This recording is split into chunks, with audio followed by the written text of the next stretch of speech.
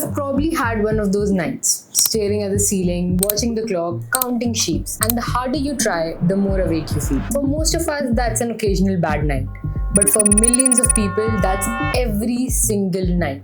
And that's insomnia. And it's a lot more than just not being able to sleep. And today we are breaking it all down. What is insomnia? Insomnia is a sleep disorder and it shows up in three main ways. Difficulty falling asleep, difficulty staying asleep, or waking up feeling completely tired and exhausted even after a full night of sleep. That means you can sleep for up to 8 hours and still have insomnia. If that sleep isn't actually restoring you, there's something off. And the impact goes well beyond feeling tired. Insomnia leaves people disoriented, foggy, and struggling to get through basic daily tasks. Insomnia is usually categorized by how long it lasts. Transient insomnia lasts less than a month, often tied to a stressful event or a change in routine. Short-term insomnia runs between 1 and 6 months, and chronic insomnia is when it persists beyond 6 months, with disrupted sleep happening at least 3 nights a week. There's also a distinction between primary insomnia, which exists on its own, and comorbid insomnia, which occurs alongside other conditions like anxiety, chronic pain, or depression, and often makes those conditions harder to manage too. So, what are the symptoms of insomnia? The signs of insomnia are fairly recognizable: lying awake for long stretches before sleep comes, waking up repeatedly through the night, rising early than intended, and never quite feeling rested. But the effect reaches much further than the night itself. In short term, insomnia causes heightened stress, increased irritability, difficulty concentrating, poor memory, and reduced performance at work or in daily life. The day after a bad night, even familiar tasks can feel usually difficult. Over the long term, the stakes get higher. Chronic insomnia is linked to hypertension, weight gain, gastrointestinal problems, cardiovascular disease, and type 2 diabetes. It also carries one of the strongest links to psychiatric conditions, such as depression and anxiety,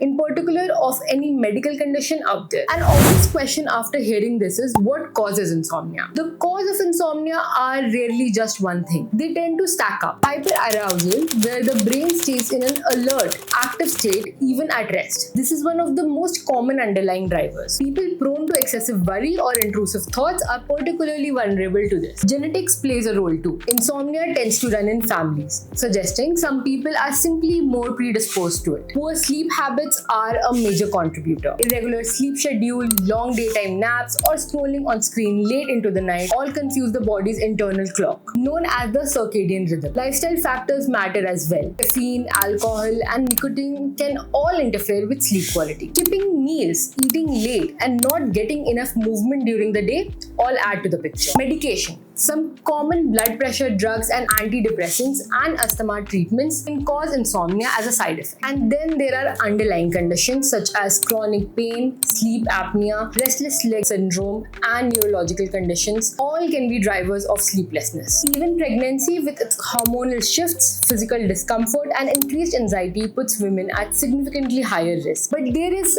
one good news. Insomnia is very much treatable. And the first line of treatment isn't medication. It's behavior. Cognitive behavioral therapy for insomnia is considered the most effective approach. It works by identifying the thoughts, beliefs, and habits that are feeding the insomnia and systematically changing them. It typically runs over 6 to 8 weeks and involves techniques like sleep education, relaxation therapy, and stimulus control, which helps the brain relearn that the bed is for sleep, not for worry. Next is sleep hygiene. Everyday habits around sleep is equally important. Going to bed and waking up at a consistent time, keeping the bedroom cool, dark, and screen-free, avoiding caffeine and alcohol in the hours before sleep. An important thing to learn here is not to lie in bed when you aren't able to sleep. Get up, do something calming, and return only when you feel sleepy. Diet also plays a quiet but real role. To plan a good diet for insomnia, click here to check out what foods help you sleep better. When lifestyle changes aren't enough, a doctor may recommend prescription medication. There are several options, each working differently and suited to different situations. Always work with a doctor to find the right fit rather than self-medicating. And finally, mental health cannot be separated from sleep health. Insomnia and conditions like anxiety, depression, and PTSD are deeply intertwined. Addressing one almost always improves the other. Seeing a mental health professional alongside a sleep specialist can make a significant difference for many people. Check out how we helped our colleague with anxiety-based sleep issues. Now remember, consulting a doctor is important. So when should you see a doctor? If poor sleep is occasional, it might just be life. But if it's happening consistently and affecting your focus, mood, and your ability to get through the day, don't wait it out. Start with better sleep habits. If those don't help, after a few weeks, see a doctor. There may be something underlying that deserves proper attention. Sleep is not a luxury, it's when your brain clears out itself, your body repairs itself, and your emotional resilience resets. It deserves to be taken seriously. If this gave you some clarity, share it with someone who needs it. And if you wish to learn more about insomnia, check out our blogs in the description. Also, don't forget to drop a comment, and I'll see you in the next one.